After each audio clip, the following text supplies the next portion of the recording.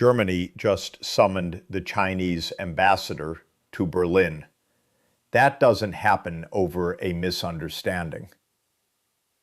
And the reason why has to do with a training camp, an internal Russian decree, and a couple hundred soldiers.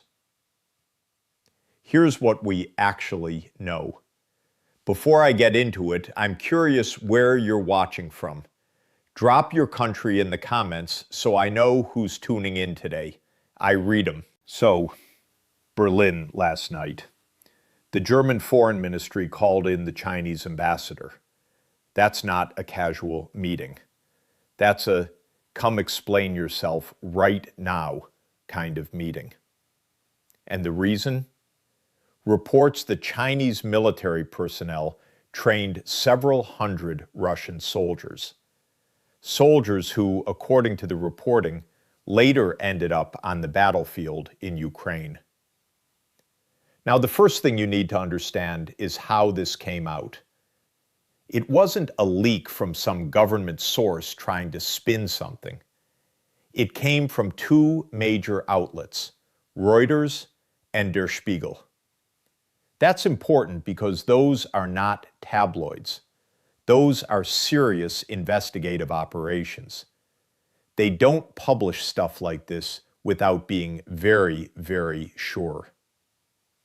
And here's what they found, or at least what they reported. Sometime in August of last year, 2025, so roughly 10 months ago, Russia's defense minister signed an internal decree. This wasn't public, nobody held a press conference, it was an internal government document. And that decree authorized the training of Russian soldiers by Chinese military personnel. Hundreds of them. And this training didn't happen in some vague, deniable way. It happened through official channels. Senior officers on both sides were involved. Now ask yourself, why would China do that? I mean, officially, Beijing's position on the war in Ukraine has been careful. They've talked about neutrality. They've talked about peace talks. They haven't condemned the invasion the way the West wanted them to, but they've also tried not to look like they're actively helping Russia either. At least that was the public line. But this isn't neutrality. This is practical, boots on the ground, military cooperation. And it's happening while Russian soldiers are dying in Ukraine by the thousands. Let me slow down and walk you through the timeline, because the timing here is everything. August 2025. That's when the decree gets signed. That's when the training begins. Now think about what was happening in the war around that time. Ukraine had been pushing back. They'd made some gains. Russia was struggling with manpower, with logistics, with just about everything, honestly. They were throwing bodies at the front line and hoping for the best. It was ugly. And then around that same time, reports start emerging of Russian soldiers showing up in Ukraine with better training. Nothing dramatic enough to change the course of the war overnight, but noticeable. More competent small unit tactics, better coordination. The kind of stuff you don't get from a weekend crash course. Now the reports from Reuters and Der Spiegel don't say the Chinese trainers were on the ground in Ukraine. They don't need to. The training happened in Russia. The soldiers got trained and then they got deployed. That's the pipeline. And look, I'm not saying this is some massive war-winning operation. Several hundred soldiers isn't a game changer in a war this size. But that's not the point. The point is the precedent. The point is the message it sends. Because if China is willing to do this quietly, behind closed doors with a signed decree that nobody ever intended to become public. What else are they willing to do? Germany's response was interesting. They didn't just issue a statement. They didn't just call for a press conference. They summoned the ambassador. That's a formal diplomatic move. It's deliberate. It's designed to send a signal that this is serious. The ministry called the reports, and I'm quoting here, deeply disturbing. And they said any support enabling Russia's war threatens European security. Those are strong words, but they're also careful words. They didn't say this is an act of war. They didn't threaten sanctions. They said we're disturbed, which is diplomatic speak for we are very, very angry, but we're not ready to escalate yet. And that's where this gets interesting. Because if Germany is uncomfortable about this, imagine how Washington feels. Imagine how London feels. Imagine how the entire NATO alliance feels watching this unfold. Because the thing nobody wants to say out loud is, this is a new phase. I want you to think about something for a second. How many times have we heard Western officials say, China needs to be held accountable? How many times have we heard that phrase, hold China accountable? It's become almost reflexive, a scripted line in every press conference. But what does that actually mean? Because holding China accountable is easier said than done. They're the world's second largest economy. They're a permanent member of the UN Security Council. They have massive influence in the global South. And unlike Russia, they're not isolated. They're not even really being pressured, not in a meaningful way. So when Germany summons the ambassador, it's a gesture. It's a statement. But it's also an admission that there's not much more they can do. And you know what? I think that's the part that really scares them.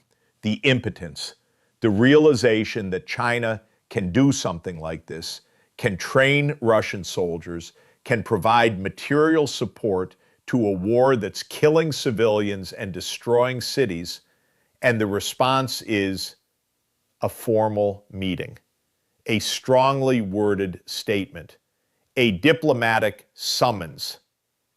And then what? Nothing. Now, I mentioned the decree earlier, the one from August 2025.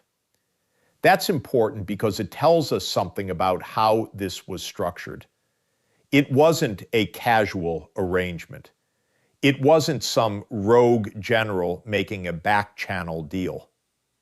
It was an official act of the Russian government, signed by the defense minister, which means it went through whatever internal review process they have. It was blessed from the top.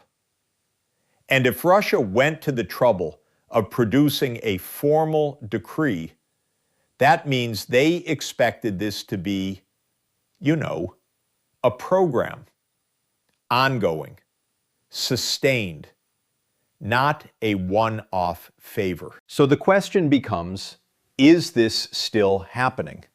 Did the training stop when the report came out? Or is it continuing just more quietly? We don't know. We may never know. And that's part of the problem. Let me tell you what the Chinese embassy said. They called the reports entirely unfounded. That's the phrase, entirely unfounded. Now read that carefully. They didn't say this never happened. They said the reports are unfounded. That's a distinction. It's a denial, but it's a denial that leaves room for interpretation. It's not a categorical no. It's a we dispute your sources. And I'll be honest with you, that kind of language doesn't inspire confidence. If it never happened, you say it never happened. You don't say the reports are unfounded. You don't quibble. You flatly deny. The fact that they didn't, that's meaningful. Now, let's zoom out for a second, because this isn't happening in a vacuum. We've seen China's posture toward Russia shift over the past couple of years. At first, they were careful. They talked about strategic partnership, but kept their distance. They didn't want to be seen as aligning with Russia's aggression. They had trade relationships with Europe to protect. They had diplomatic capital to spend. But somewhere along the line, something changed. And I think that something was the battlefield reality. Russia was losing. Not in the sense that Ukraine was winning outright, but in the sense that Russia's military was being exposed. Incompetence, corruption, poor planning. The Kremlin was throwing men into a meat grinder and hoping the numbers would eventually overwhelm Ukrainian defenses. And they weren't. So Russia needed help. And China was the only country that could provide it without completely isolating itself from the rest of the world. But here's the part that doesn't get talked about enough, and I want to make sure you understand this. If China is training Russian soldiers, that means Chinese military personnel have direct operational contact with the Russian military. That's a relationship that goes beyond trade. That's a relationship that goes beyond diplomacy. That's an alliance. Not a formal one, not a signed treaty, but a functional one. And that has implications for everything. For NATO, for the global order, for the balance of power in Europe and Asia. This isn't just about Ukraine. It's about the shape of the world in the next decade. I know that sounds dramatic, but think about it. If China is willing to do this for Russia, what would they do for North Korea, for Iran, for any other country that's aligned against the U.S. and its allies? They've already established the model. They've already tested the limits, and the limits apparently are pretty generous. Now Germany's move, summarized, meaning the ambassador, is a signal, but it's also a test. They're testing Beijing's response. They're testing how far China is willing to go to defend this operation. They're testing whether China will back down or double down. And so far, we don't know. The ambassador went to the ministry, they had their meeting, and then nothing. No statement, no press conference, no dramatic walkout, just a quiet, closed-door conversation. That's not reassuring. That's the kind of silence that suggests nobody wants to say what they really think. Let me take you through the international reaction, because it's not just Germany. France is watching this. The UK is watching this. The US is watching this, obviously. And the consensus, if you read between the lines, is concern. Not outrage, not panic, concern, which is in some ways more telling. Because outrage you can manage. Outrage passes. Concern lingers. It becomes policy. It becomes strategy. It becomes the foundation for decisions that get made months or years later. And that's what I think is happening here. The Western powers are taking this seriously enough to be concerned, but they're not willing to escalate yet. They're not ready for a confrontation with China over Ukraine. They're not ready for a new front. So they express deep concern and move on. But the problem is, China knows that. They know the West is stretched thin. They know Europe is reliant on Russian energy, or was anyway. They know the US is distracted by domestic politics. They know there's no appetite for a new Cold War, let alone a hot one. So they push a little further, and a little further, and a little further. And we keep expressing concern. I talked about the soldiers who were trained, the ones who went to Ukraine. I want you to think about them for a second, not as a statistic, as people. Russian conscripts, probably, young guys, some of them barely out of their teens. They got training from Chinese officers, and then they got thrown into a trench somewhere in the Donbass. Did they know where their training came from? Probably not. Did it matter to them? Not really. They were just trying to survive. But the irony is, they were part of something much bigger than themselves. A geopolitical chess move that had nothing to do with their safety or their families or even their country's security. They were just pawns. And that's what this whole thing is. It's a game. A brutal, cynical game. And I'm not saying that to be edgy. I'm saying it because I think people need to hear it.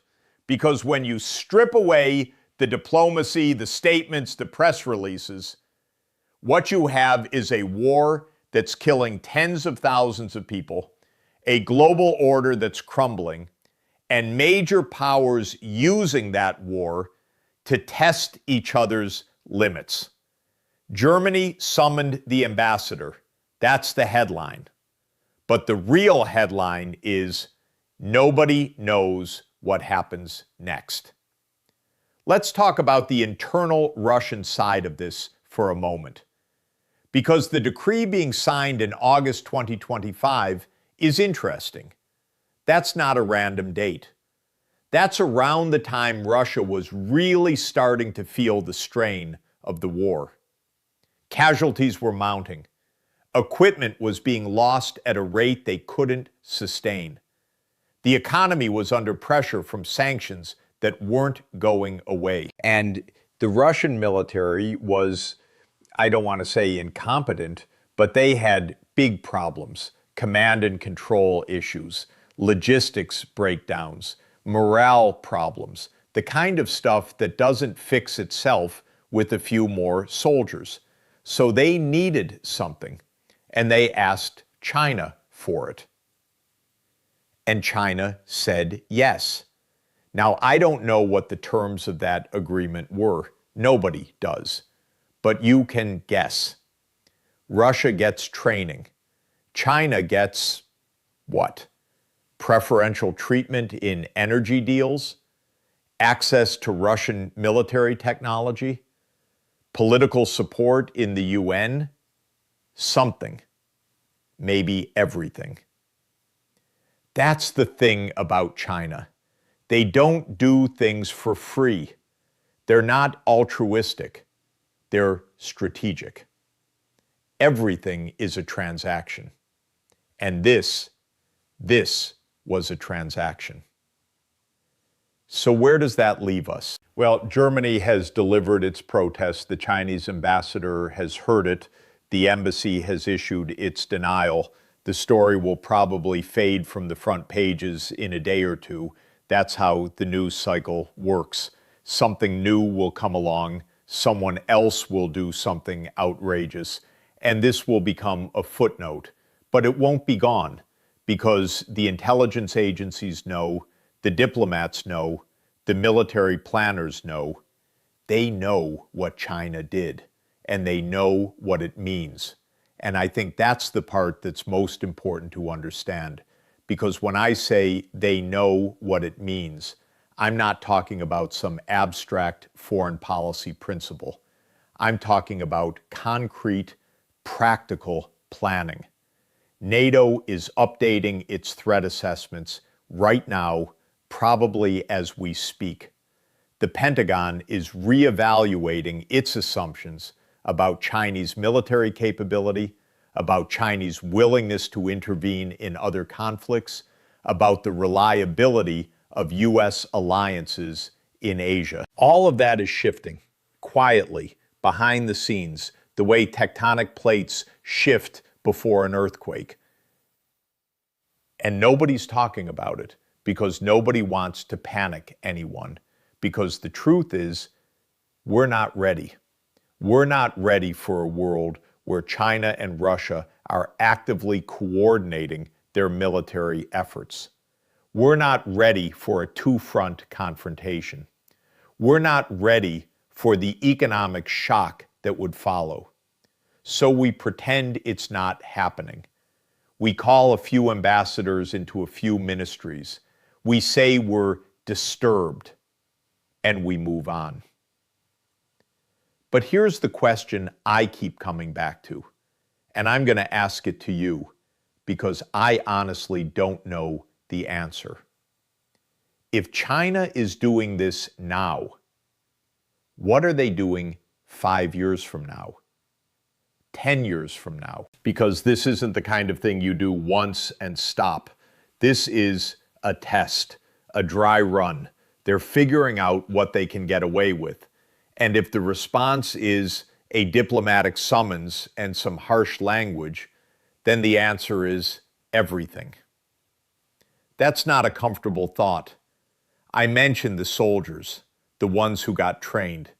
But I want to go deeper into that for a second, because there's a human cost here that gets lost in the geopolitics. Those soldiers, they're not just numbers on a spreadsheet. They're fathers, brothers, sons.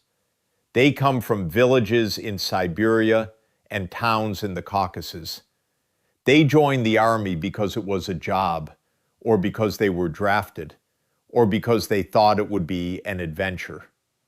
And then they found themselves in a war they didn't start, fighting for reasons they didn't understand, getting trained by foreigners whose language they couldn't speak. And the training they received, what did it consist of? Small unit tactics, weapons handling, how to survive an artillery barrage?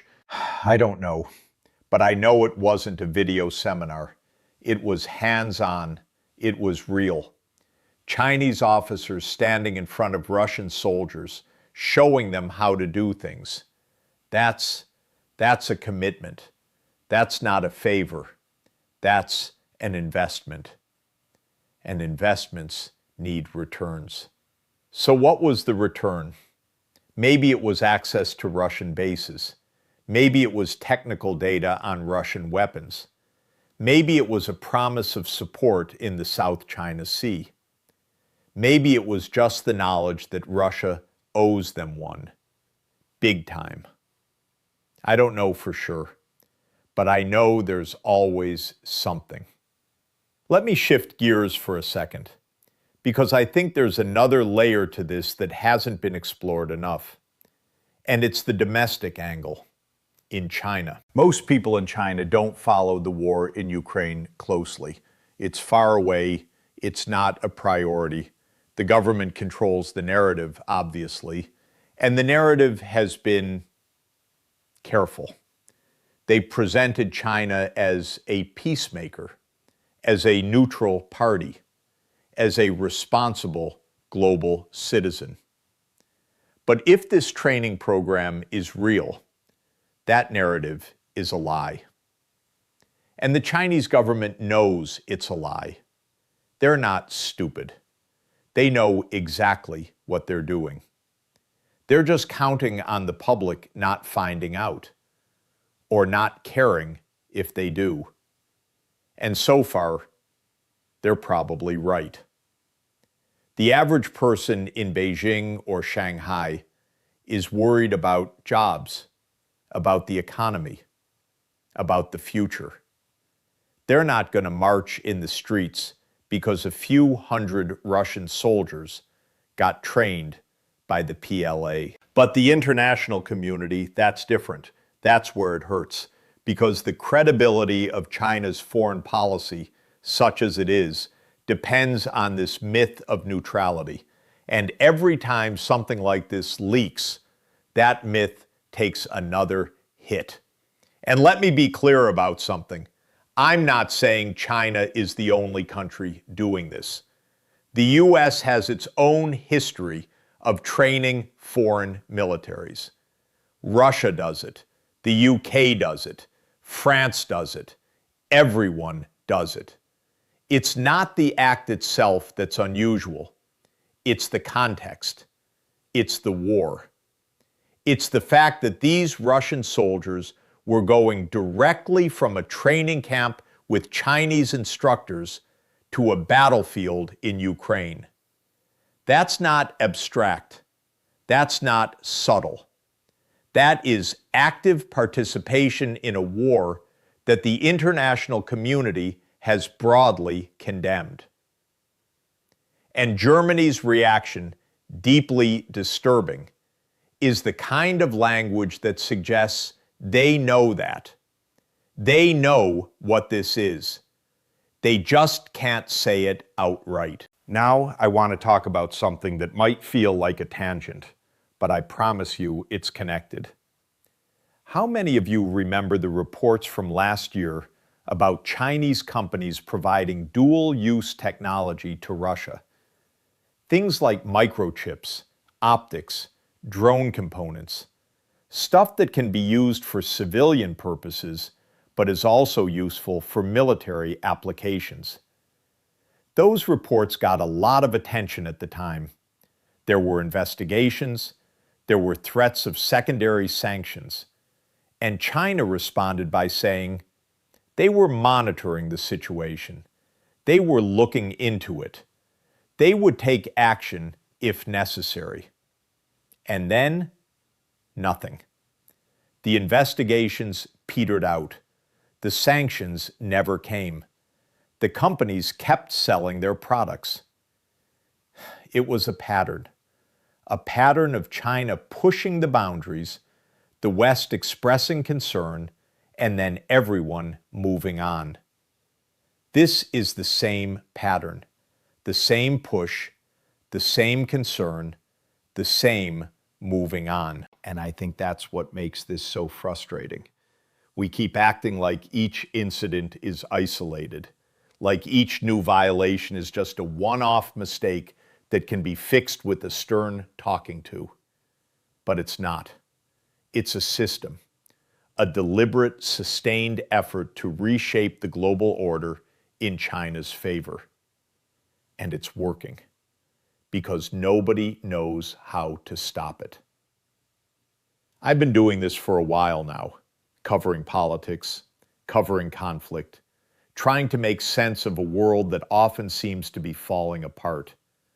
And I'll tell you something. The stories that scare me the most aren't the ones that are loud, the battles, the bombings, the dramatic blow-ups. It's the quiet ones, the ones that happen behind closed doors, the ones that get a few paragraphs in a newspaper and then disappear. This is one of those stories.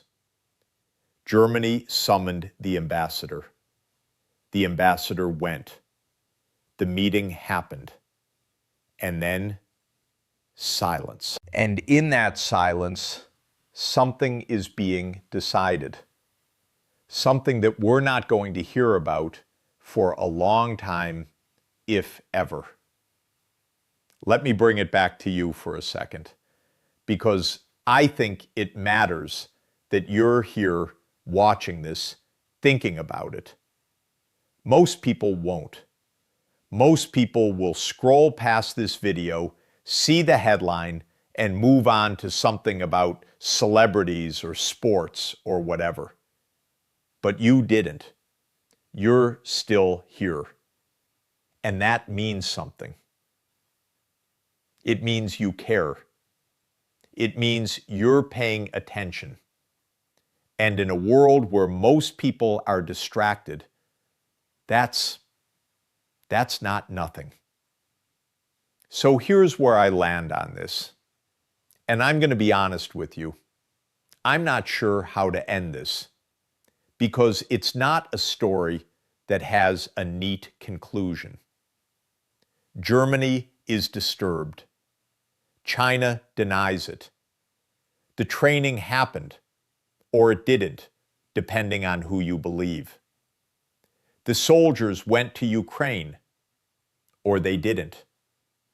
The world moves on, or it doesn't. But the question that keeps running through my head, and I'm going to leave it with you, is this.